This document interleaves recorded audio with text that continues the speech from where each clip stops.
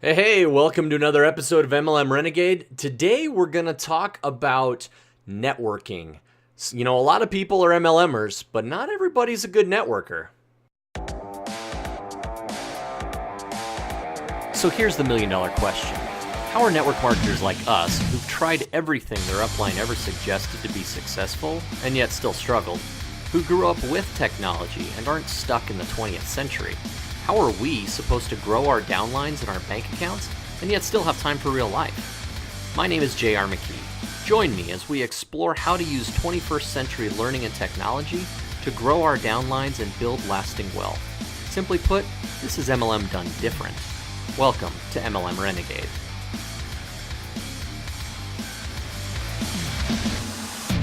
Hey guys, welcome back to another episode of MLM Renegade. This is JR McKee. I'm really excited today. I've been trying to get this interview done for weeks and months, really. I was able to interview yesterday a gentleman named Rob Sperry. Rob is one of the world leaders in MLM training. In fact, we got him just after he got back from a training trip in Australia. He's been in like most of Europe last year training. And he's a close friend of mine. He was actually originally a sponsor of mine in a network marketing company. And he is the author of a book, The Game of Networking. And I've actually got a special offer for everybody. We can actually get that book at free plus shipping.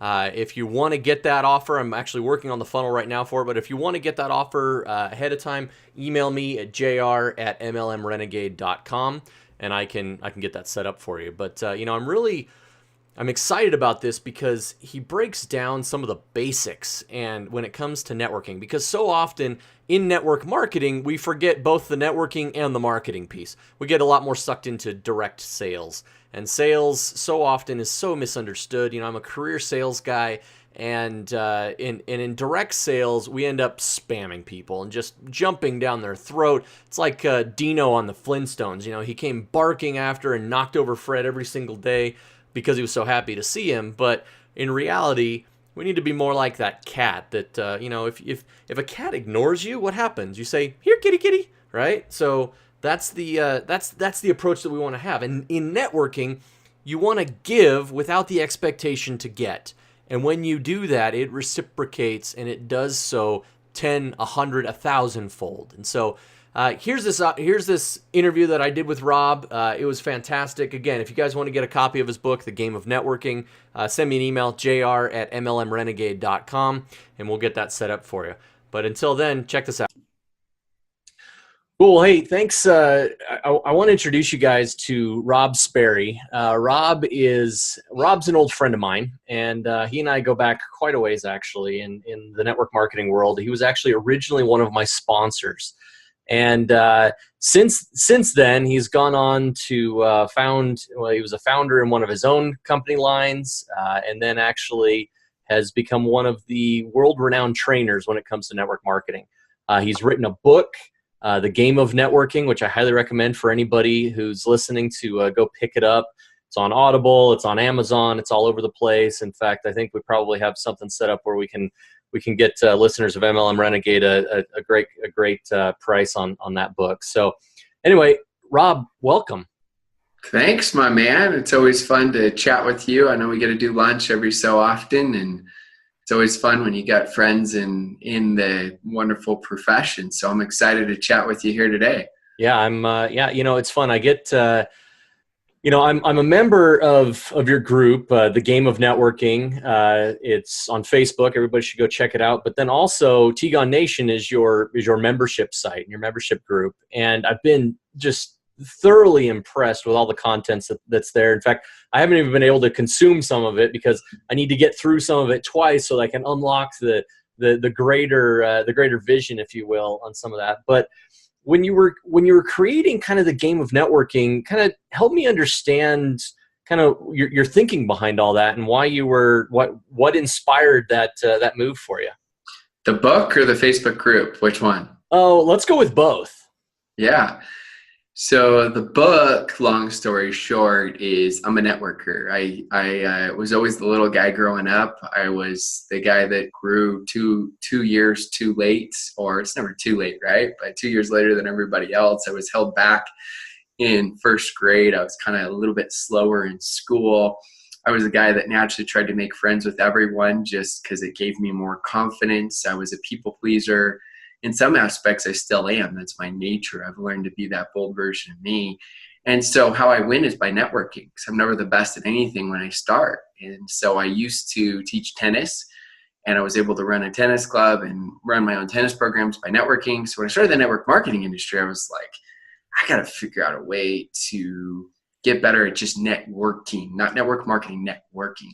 So I bought every book I could on networking, and there were a lot of great, just smorgasbord ideas, but there never was like, for me, I'm linear in the sense of like, do this, do this, do this, do this. And there was never like, here's everything summed up of the laws of becoming great at networking. So I said, all right. So I just kept buying more books and just kept accumulating notes and said, one day I'll write a book. And it took me 7 years is what I say in the book. Actually, by the time it finally printed, it was closer to 8 years.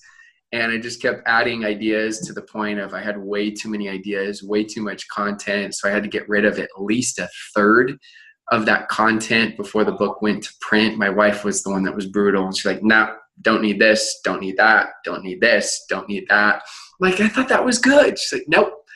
So I listened to her, got rid of that.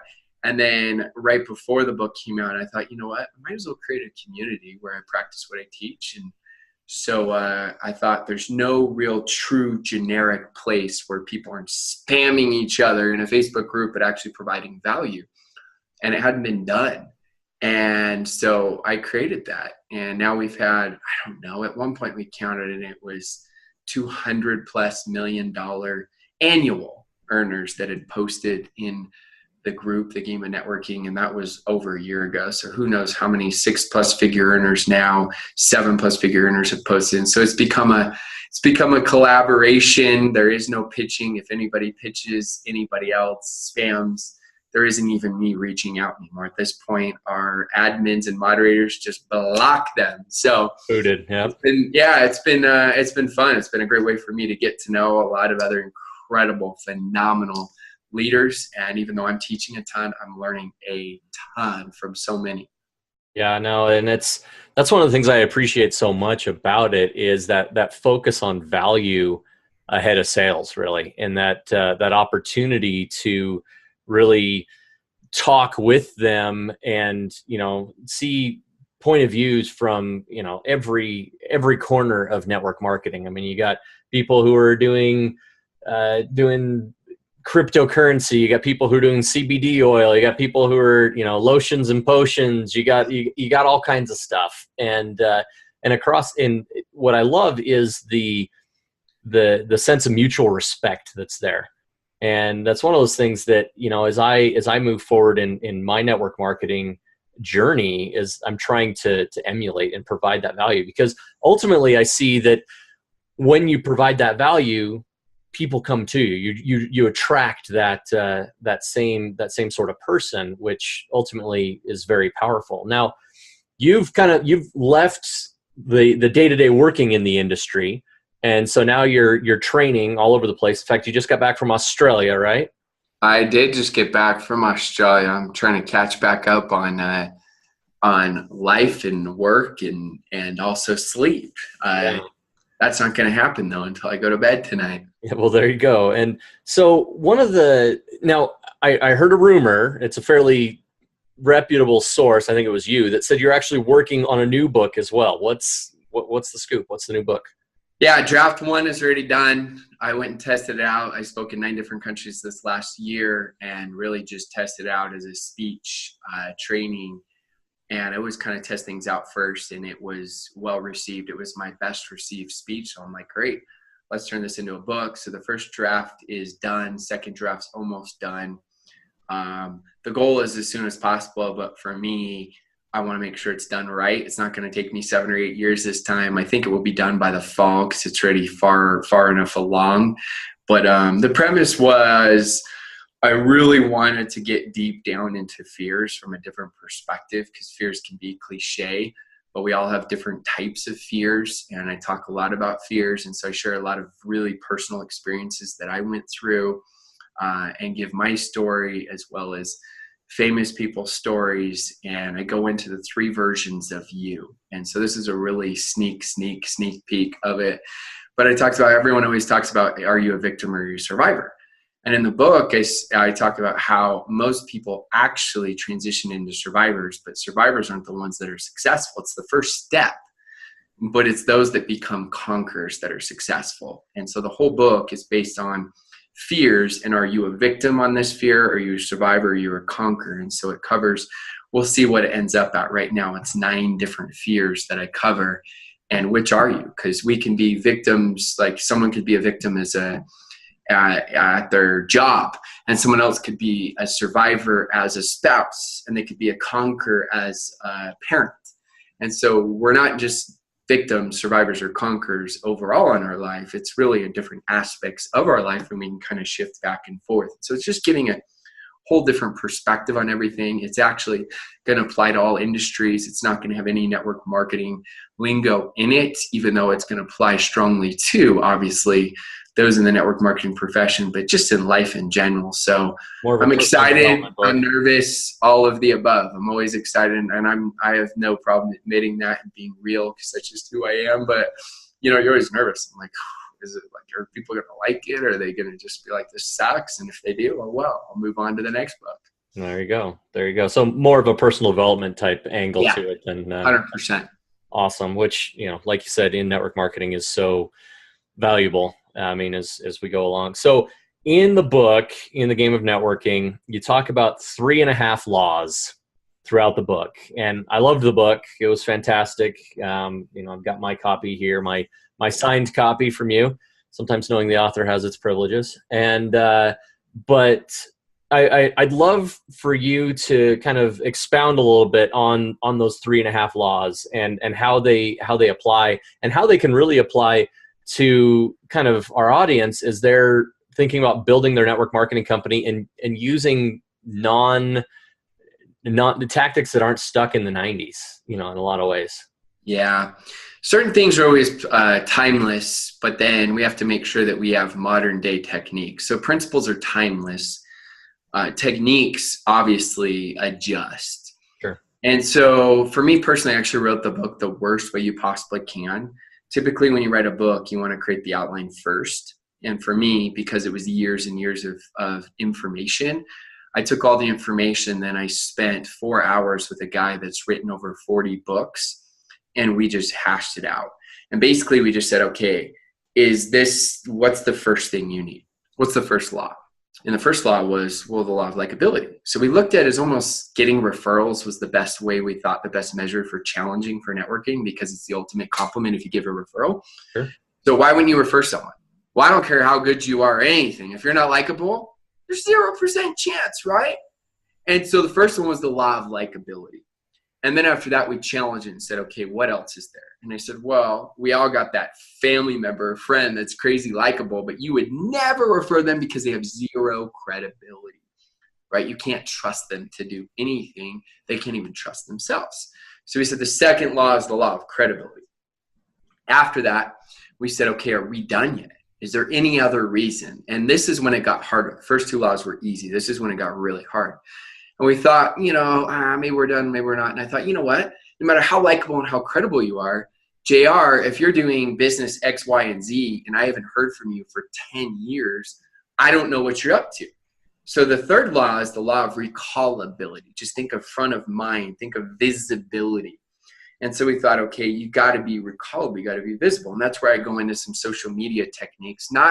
I'm not teaching people to be spammy Pammy, Spamla Panda, Spamla Pamela, where you're going on and all you're doing is posting links and spamming. No, social media done right is bridging that gap of trust and likability and credibility. You're showing your life, you're providing value. And so I go into that. And then I thought I was done. This author and I, we just thought, okay, that's it. But we said, let's challenge it. So we spent another hour to see if there was anything else. Went through all of my content, all of my material. And this is why we called it the 3.5 laws, because the last one was almost forgotten. And the last one was the law of profitability. So if someone's extremely likable, if someone's extremely credible, someone's, very recallable, why would you not do business with them? Well, if I go with you, JR, and you and I are providing equal value, and I say, let's do this business venture together, and I say, I'm going to give you $1, I get $1 million. Well, that's not the law of profitability. It's not a win-win. So you got to create a win-win. Now, a win-win isn't always money. Sometimes it could be the relationship, right? Sometimes it could be the mentorship. Sometimes it could be whatever that currency is to you as far as a win-win. It's not always money. I just give money because that's an easy one for us to really resonate with as far as a win-win goes. And so that's what I do. And then in there, I give different techniques, different things to do. So one of the things I've done even before social media, and now social media has helped that, is I never reach out to less than 300 people every single month just to say hello. So non-business related, because it's like John Maxwell says, people don't care how much you know until they know how much you care. And so for me, it doesn't take that long, especially with voice messaging now. I just pull out that phone, right? Just voice messaging real quick. I do it. I get to the gym 10 minutes early. I send out 10 messages.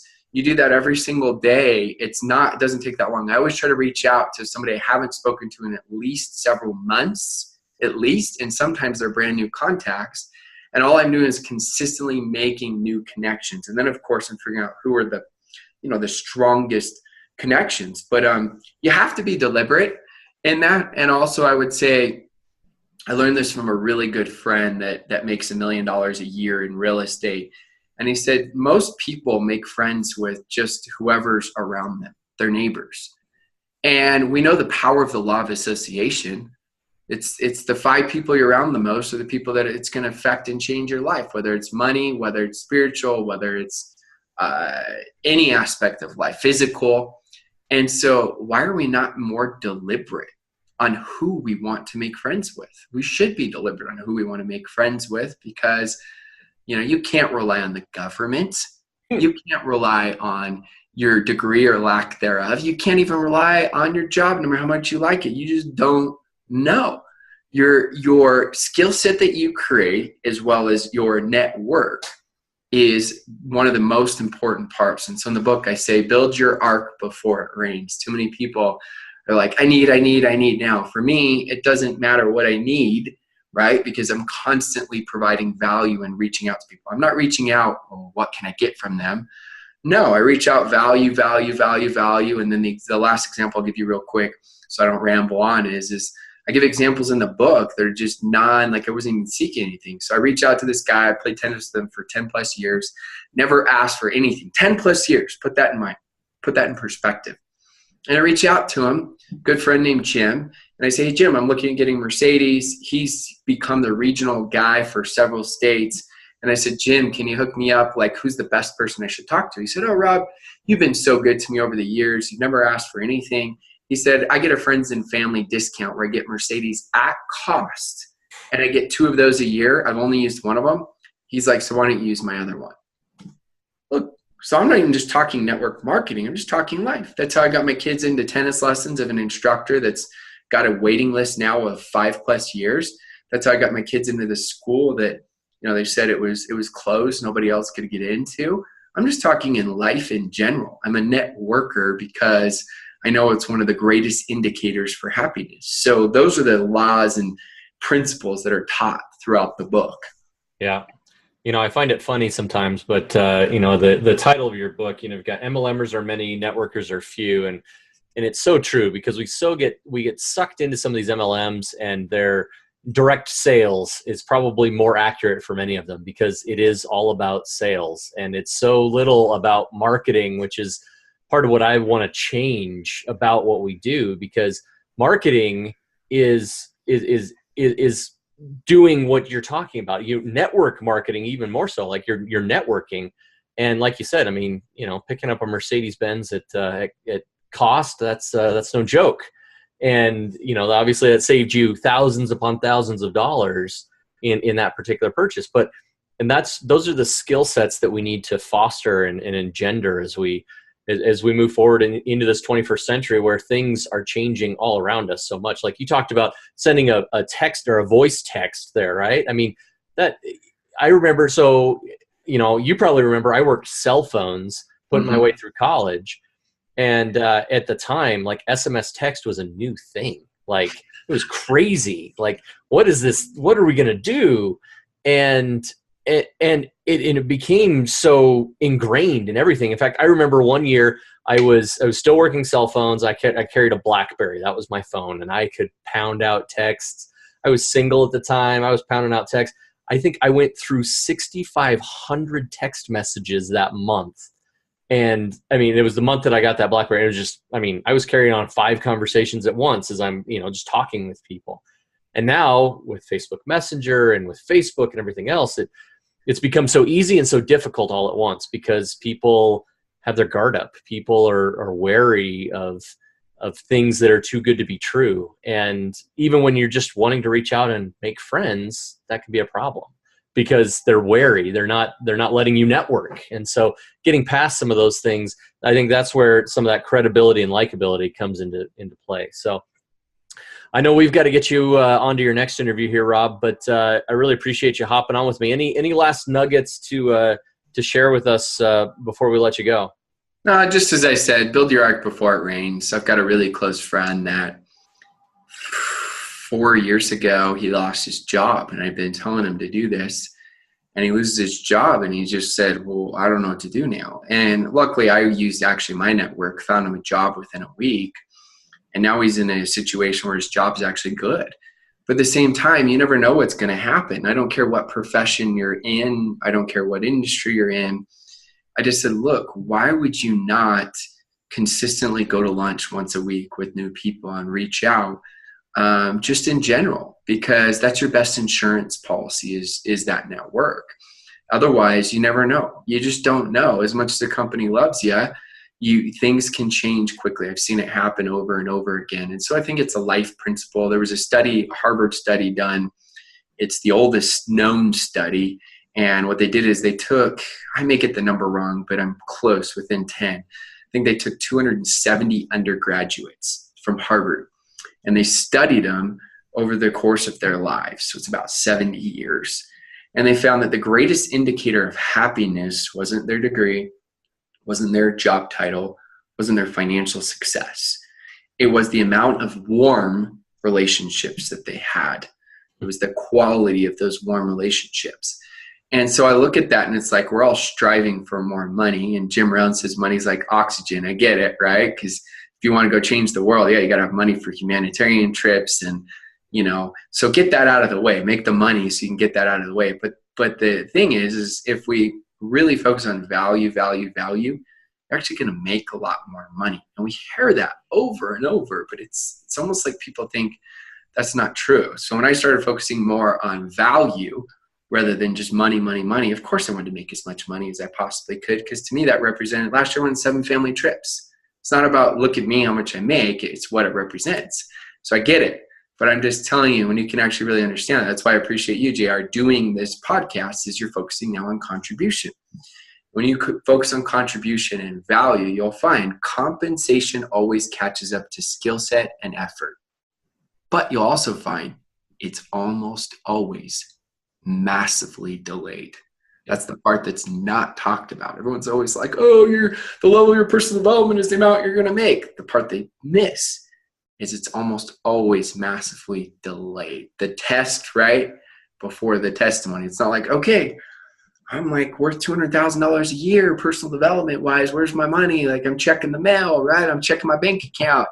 It's not how it works. It's not how it works. And that's the hardest part. Insecurity wise, we just don't know. Is it going to be 2 more months? Is it going to be 2 years? And so our brain just starts freaking out with fears, right? So I would just say that, and I appreciate you for the contribution that you're giving and the value you provide, and for being such a great friend and great human being. And I look forward to getting on again. Yeah, I look forward to having you, man. Hey, great talking with you, Rob. Hey, thanks for listening, and please remember to subscribe. And if you loved us, leave us an awesome review on iTunes, Stitcher, or wherever you consume your podcasts. Now, if you'd like some free training for your team on how your recruiting efforts can be bettered and brought into the 21st century, go to podcast.mlmrenegade.com and get your copy of the Renegade Recruiting Kickstarter.